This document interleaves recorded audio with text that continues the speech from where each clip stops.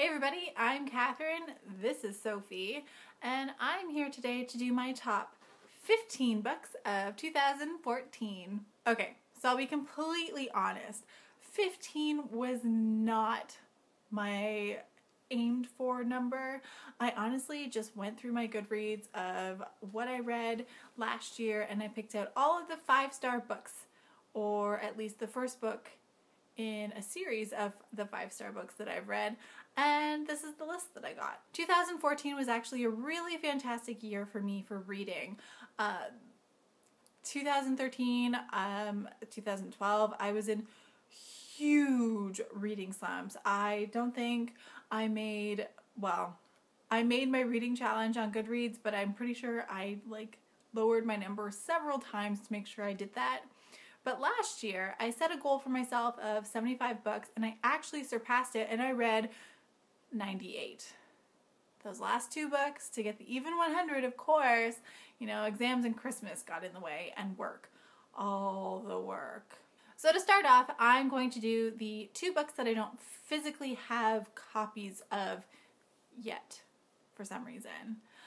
Just that I don't forget them, because by the end of the video, I'll probably not remember to even do them. Okay, so one of my first 5-star ratings of the year last year goes to Jennifer Worth's series of books called The Midwife. So these books, of which there are 3, are, yes, the basis of the BBC TV series called The Midwife, hence the name. And they are written and are basically the memoirs of Nurse Jennifer then Lee, now Worth, who's the author, for the time in the 1950s that she was working in one of the slums in London, England, as a midwife and a nurse. So those books are Call the Midwife, Shadows of the Workhouse, and Farewell to the East End, and they are fantastic. So amazing. I love the TV series. I think it is so well done. Typical BBC. It's just wonderful. But the books, oh my god, the books are just heart-wrenching. Completely heart-wrenching. Some things that she writes about, you kind of have to take a step back and realize, wow, 50 years ago, 60 years ago, I can't believe that this is how things were. And they blew my mind, and they opened up my eyes to so much. I really could never, ever be a nurse. Ever. The next book that I rated 5 stars in 2014, but don't physically have a copy of, is Chelsea Handler's You Gan to Be Kidding Me. I am in love with Chelsea Handler. If Chelsea Handler could be my spirit animal, I would want her to be. I think she's hilarious. I love the fact that she's just so blunt and out there and in your face. I personally find it hilarious. I know a lot of people don't agree with me. I have done my review for You Gan to Be Kidding Me, and I will link it down below. If you haven't checked it out yet, you can go and do so. So my first book is the first book in the series, which, oh my god. If you watch my last video of my book haul, you will see that I just recently got books 7 and 8, 8 and 9, something like that, in the series from Edelweiss for review. But the first book is Breathe by Abbi Glines. This series is just like crack. Like complete crack. This book is the only one that can really be considered young adult in my opinion. All the rest really go up in that maturity age bracket. There's a lot more sex in those ones. This one I'm pretty sure it's the very end of the book before anything actually happens. So this set of books is amazing and I love them, and I'm actually didn't rate any of them on GoodReads, but I know they are 5 stars. I just didn't rate them for some reason. But they are so addictive, and they're the type of series where characters from the book before are then the main focus, and it goes through all of the characters that you're really introduced to. More so actually in the second book really starts taking off for characters that are introduced and then continue on through all of them. But if you haven't read it already, Go pick it up. It is awesome. Next up is Speaking from Among the Bones by Alan Bradley. This is the 5th book in his Flavia de Luce series. It is historical adult fiction where the main character is a 12-year-old girl. 11-year-old girl. And the books are amazing. I love them. I'm pretty sure this was the first one I read in 2014. I've read all of the current books, except maybe the one that just came out or is just coming out. No, it just came out. I haven't read that one yet. I'm waiting for the audiobook. I have done all of them almost strictly on audio. I've read along too, but the audio, the narrator is so fantastic, and she just brings this extra oomph to Flavia's character. Amazing. If you are into historical mystery novels, like Agatha Christie kind of, this would definitely be a series that you should look into. It's not a series that you have to necessarily start with the first book, but there are some spoilers when she mentions previous bodies that she finds in later books. This next book is actually a reread and maybe shouldn't have been included, but I love it.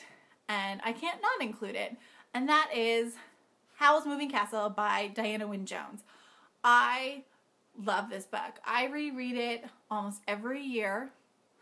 I love the characters. I love Miyazaki's anime version of it that he made a couple years ago. If you haven't watched it, you should totally check it out because it is fantastic. But the story itself is so different from Miyazaki's version, and I think that's why I love it even more. There's so much more that happens in this book, and it is amazing for all ages. Number 6 is All Lined Up by Cora Carmack. I love Cora's books. This is actually the second one of hers I've read. I've read a couple of the other ones since, of course.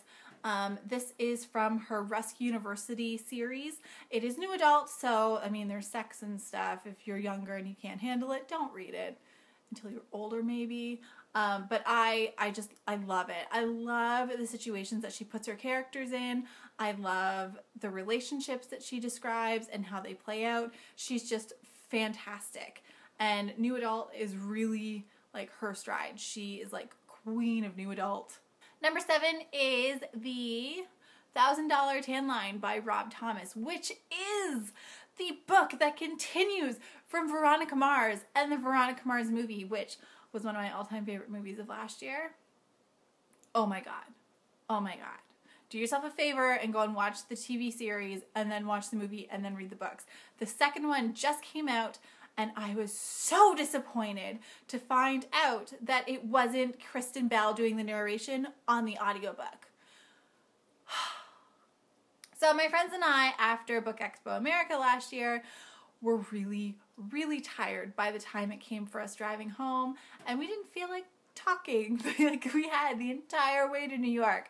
So we put on this as an audiobook, and all three of us were just enraptured for the 6 or 7 hours it took us to get home. It was so amazing, and Kristen Bell was so perfect, obviously, as the narrator that I had to go out and get my own physical copy as well as my own audio copy from Audible because I needed to be able to re-listen because she just is fantastic at doing all of the characters' voices the way that they sound.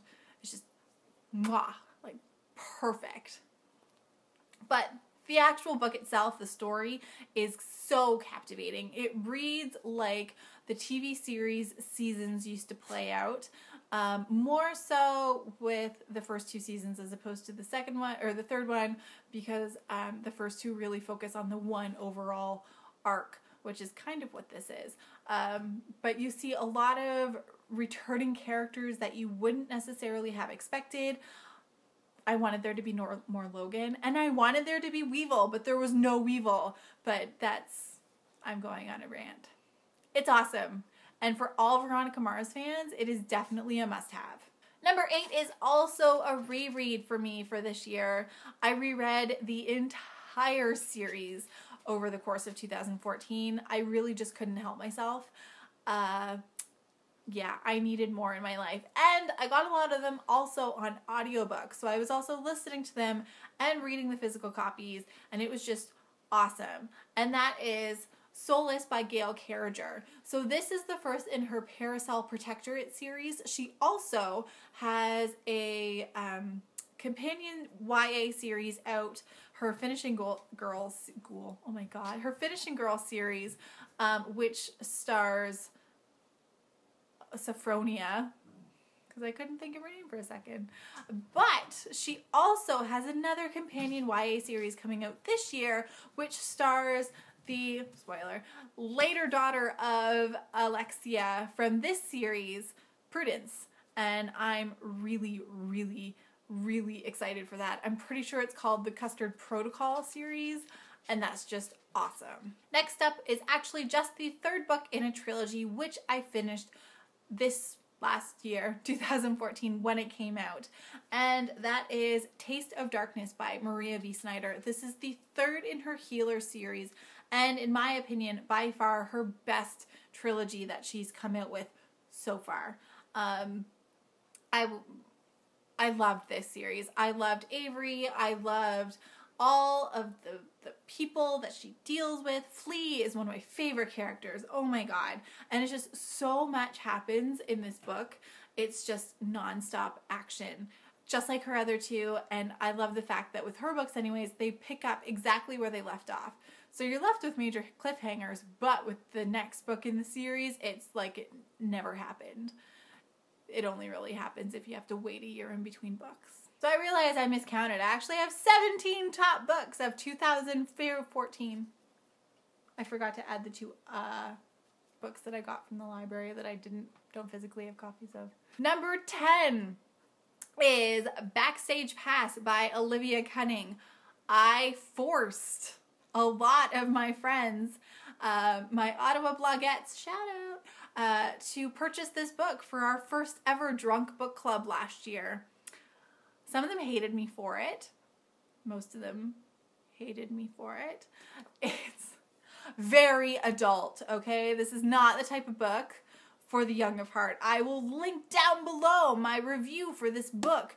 It is awesome. This was one of the books that got me out of my reading slump for 2014. Oh my god, the sex. Like, oh my god. This is the first book in a series of The Sinners on Tour by Olivia Cunning. She recently, the last book that came out was a bind-up of novellas featuring the characters. And I think there's another one that's going to be coming out soon if it's not just a novella. So, yeah. Book 11 is one that took me so long to read, and I don't know why. But to be fair, I just read the first one at the end of 2013, so I figure I'm doing better than I started out to with the series. And that is Insurgent by Veronica Roth. To be honest, I wanted to make sure I read this before the movie came out this year, which I did, and I loved it. I did it partially, like actually most of my books in 2014, partially on audiobook, partially reading, and it was really well done. In general, the audiobook was awesome. I loved reading the physical book and more of Triss and Four, and I just wanted to smack them both almost the entire time. Book number 12 is Daughter of Smoke and Bone by Laini Taylor. Funny story, I've had this book since the very first time I ever went to BEA in 2010, I think it was. 2011. I've had this since 2011. The advanced reader copy. No one wanted it that year at BEA. They had piles left over. And then it became this amazing sensation. And then people were probably kicking themselves after. But I read this entire trilogy in 2014. I did it primarily on audiobook. I had to physically buy the third book because the audiobook was so effing long. I couldn't wait to see what happened next. So I actually just need to buy the second book because I have the first and the third on my shelf. Book 13 is the first book in a trilogy, and it is Born Wicked by Jessica Spotswood. I actually read this and Starcrossed, which is the second book by Jessica Spotswood, last year, and I'm waiting for the third one. I don't physically have a copy like I do of just this one, so I had to get the second one from the library, and they don't like to have the third one on audio on any of the library sites I use. There's 3 of them, and I have struck out on all 3. So I'm waiting to get a copy to read in ebook form.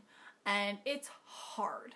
It's really hard. I had to do it with the second one, and I didn't like it as much. But I loved it, which is why both of these have still rated 5 stars each. They are fantastic, and I need to know how it ends, because holy shit, the end of the second book just blew my mind, and I wanted to bitch slap that bitch and be like, what is your problem? Book 14 just recently had the third book in the trilogy released.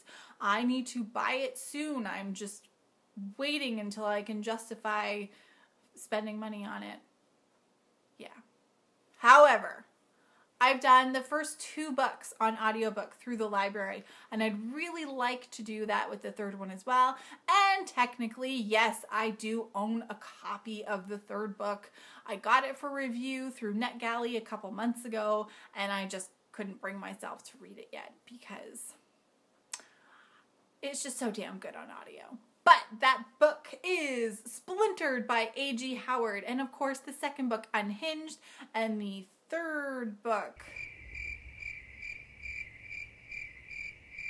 The hell is the name of the third book? I can picture the cover. It's all red. Ensnared. Was that really so hard to remember? Apparently. But anyway, Ensnared just recently came out. I'd like to see what happens with Jeb, because what the hell again with this book? Book 15 was the finalization of my childhood. I have been reading these books for so long. I started reading them in elementary school, I think. I'm pretty sure. Maybe grade 9 was the first year the first book came out. But I mean, this has been over 10 years in the making of me waiting for this book. And that is Sisterhood Everlasting by Anne Brashares. This is the 5th book in the Sisterhood of the Traveling Pants. Holy shit. Like, I couldn't believe where this book went. I did it on audiobook at the time. I was in the middle of moving, and this was packed away, so I had to listen to the audiobook, and it took so long, but it was so good, and wow. Like, what a way to end a series that has been over a decade in the making. Like, I love the way that Brashares ended this with this book. And I cried. Like, I would be driving to and from work, listening to this in my car, sobbing, and pretty sure people would stare at me at stoplights and wonder what the hell was my problem. Book 16 has been one of those books that has had a lot of stuff around it. Controversy follows this book around. Personally, I loved it. I couldn't wait to read it. I couldn't give a rat's ass about the controversy, but it's there. It happens. And that is Dorothy Must Die by Danielle Paige. This was so good. So good. I'm pretty sure I lie. I thought I got this at BEA, and I think that was the line I decided to skip. I had to order this from Amazon because I wasn't braving BookCon to get my own copy. That was suicide. But I needed to read it as soon as I could, and it is amazing. I have since read the 2 novellas that go with this book, the prequel. Yeah, both are prequels. One about Dorothy herself, and then one about one of the characters that is introduced in this book. And I can't remember her name, and it starts with a J, and she's one of the servants. But I don't want to give anything else away because then it ruins the whole of this book. But anyway, I can't wait for the second book to come out this year. I am dying to read it. I need to know that the bitch gets what she deserves. And finally, last but not least, the only author to have 2 books on this list. And this book was definitely the best out of the entire series so far. That is Etiquette and Espionage by Gail Carriger. So, this is her first YA spinoff of her Soulless series. I highly recommend you read the Soulless books first. Unless you're really young, then don't read them first because, well, yeah, you probably could. There's nothing explicit. Sex is kind of glossed over, but mentioned in a Victorian era way. But anyway, this is about Sophronia, and she is recruited to go to a finishing school that is not as it seems. This book and this series is full of werewolves and vampires and steampunk in the Victorian era England. There are dirigibles and mechanimals and mechanicals and crazy things. Plus, the reason you should read the Soulless series before this series is that a lot of characters from Soulless make their appearance in this book and later books as well. I think there's only one character who does the crossover in this book. And yeah. I just finished reading the 3rd one in the series and it was a letdown. This one was so far the best out of them. The second one was really good too, but this one was really, really, really good. Okay, so that is it for me for this video.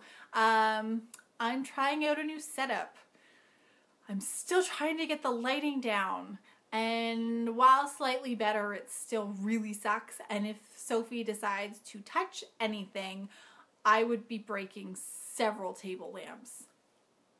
It would be bad.